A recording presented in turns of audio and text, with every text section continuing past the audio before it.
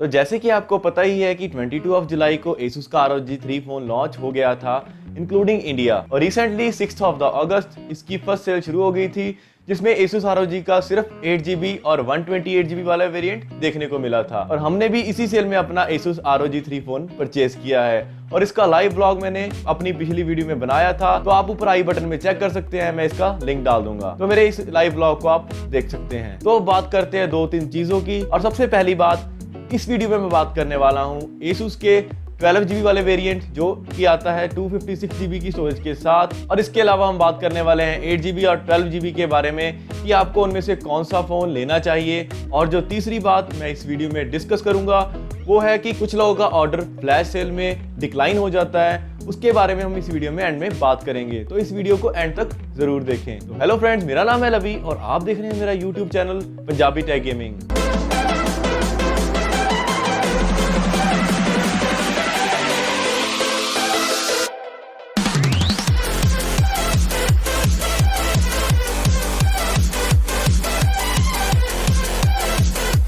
सबसे पहले बात करते हैं ROG के 12GB और 256GB वाले वेरिएंट के बारे में। जब से Asus ROG का लॉन्च हुआ है तब से लेके अभी तक इसकी कोई भी डेट मेंशन नहीं की गई है कि आपको 12GB वाला वेरिएंट कब देखने को मिलेगा। मैं पिछले काफी दिनों से इस पे रिसर्च कर रहा था क्योंकि मुझे पर्सनली खुद भी 12GB वाला वेरिएंट चाहिए था, लेकिन जो पहली सेल आई उसमें वो 12GB वाला वेरिएंट अवेलेबल नहीं था, तो उसके बारे में कोई इंफॉर्मेशन नहीं थी कि वो किस डेट को रिलीज होगा। तो मुझे फोर्सफुली क्या 8GB वाला वेरिएंट खरीदना पड़ा, क्योंकि जो भी मेरे पास Asus का ROG 2 फोन है वो भी 8GB और 128GB वाला है, क्योंकि मैं पर्सनली चाहता था कि जो मेरी स्टोरेज है वो 128 से 256GB हो जाए। लेकिन इसे हम अपना बैड लक कहें कि हमें Asus ने उसके बारे में कोई भी डिटेल अभी तक शेयर नहीं की है, लेकिन आपके सामने मैं इस चीज के बारे में एक डिटेल शेयर करने वाला हूँ। जैसे कि आप Asus इंडिया के पेज को, ऑफिशियल पेज को ओपन करेंगे तो पहले क्या था कि वहां पे सिर्फ एक वर्जन की सेल के बारे में लिखा हुआ था।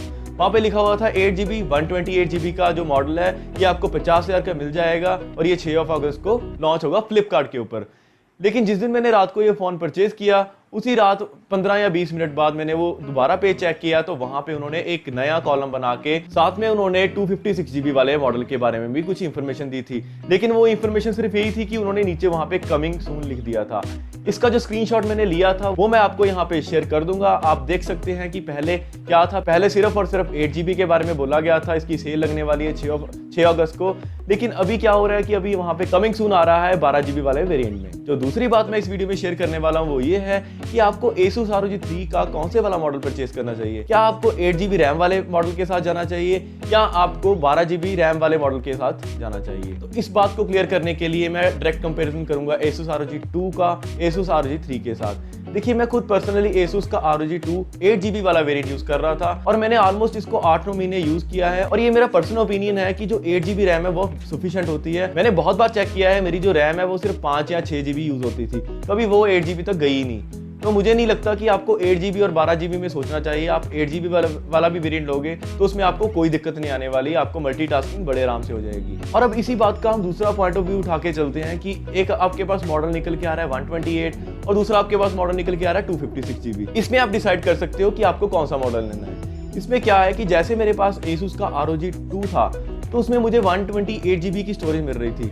अगर मेरे जैसा यूजर जो कि 128GB की स्टोरेज के साथ चल रहा है, अगर वो अपग्रेड करना चाहता है तो मैं उसको सजेशन दूंगा कि वो 256GB वाला वेरिएंट ले, क्योंकि इससे आपकी स्टोरेज डायरेक्टली डबल हो जाएगी। लेकिन अगर कोई यूजर ऐसे हैं जो 32GB और 64GB से अपने आप को अपग्रेड करना चाहते हैं तो 128 वाला वर्जन आपके लिए सफिशिएंट रहेगा, क्योंकि 128GB इतनी स्टोरेज है कि आप उसको खत्म नहीं कर पाओगे। अगर आप बाय चांस PUBG की रिकॉर्डिंग करते हो तो उसके लिए मैं रिकमेंड करूंगा कि आप 256GB वाला वेरिएंट लें। तो ये तो था एक छोटा सा कंपैरिजन 8GB और 12GB रैम वाले मॉडल का, तो आप खुद डिसाइड कर लीजिए मेरी बातों से कि आपको कौन से वाला मॉडल लेना है। अब हम बात करते हैं तीसरे पॉइंट के बारे में जो कि बहुत इंपॉर्टेंट है। वो ये है कि कुछ यूजर का क्या होता है कि उन्होंने ऑर्डर प्लेस कर दिया और उनका ऑर्डर बाद में 1 या 2 दिन बाद डिक्लाइन हो जाता है। तो इसका सबसे पहला रीजन ये है कि ऑर्डर डिक्लाइन मोस्टली उन्हीं लोगों का होता है जो कैश ऑन डिलीवरी करते हैं। होता ये है कि जैसे कि फ्लैश सेल में किसी कंपनी ने, सपोज मैंने कोई एक कंपनी स्टार्ट की है और उसमें मैंने 1000 यूनिट वहां पे बनाया है और उसको मैंने फ्लैश में पब्लिश कर दिया। अगर सपोज करें जो 900 बंदे थे उन्होंने अपने एटीएम कार्ड, अपने क्रेडिट कार्ड या नेट बैंकिंग ऐसे किसी पेमेंट मेथड से पेमेंट की जिसकी पेमेंट एडवांस में हो जाती है, तो उनके कैंसिल होने के चांस बिल्कुल जीरो होते हैं। और दूसरी साइड अगर बात करें जो 100 कस्टमर थे उन्होंने क्या किया, कैश ऑन डिलीवरी कर दी और बाद में क्या हुआ कि उसी सेल में 100 बंदे और आ गए और उन्होंने फोन को बाय किया विद एटीएम, डेबिट कार्ड या नेट बैंकिंग से। तो होता यह है कि जो 100 यूजर बाद में आए हैं उनको प्रायोरिटी दे देंगे वो कैश ऑन डिलीवरी वालों की जगह पे, और कैश ऑन डिलीवरी वालों का ऑर्डर कैंसिल हो जाता है। ये केस भी काफी रेयर होते हैं, लेकिन ये इसी का मेन रीजन यही है कि वो प्रायोरिटी करते हैं किसको, जिसने पहले पेमेंट की है, और जो बाद में पेमेंट करता है जैसे कि कैश ऑन डिलीवरी वाला, उनके ऑर्डर कैंसिल होने के चांसेस बढ़ जाते हैं। ये जो मैं बात आपको बता रहा हूँ ये मेरा खुद का एक्सपीरियंस है, जो मैंने कुछ पिछले सालों में एक्सपीरियंस किया था, तो मैंने ये आपको सारी बात यहाँ पे समझा दी है। अगर आप में से भी किसी को इसका कोई और रीजन पता है तो मुझे आप कमेंट बॉक्स में जरूर लिखें। और अगर आपको मेरी ये वीडियो अच्छी लगी हो तो इस वीडियो को लाइक करें, कमेंट करें, शेयर करें और मेरे चैनल को सब्सक्राइब करना मत भूलें। मिलते हैं नेक्स्ट वीडियो में।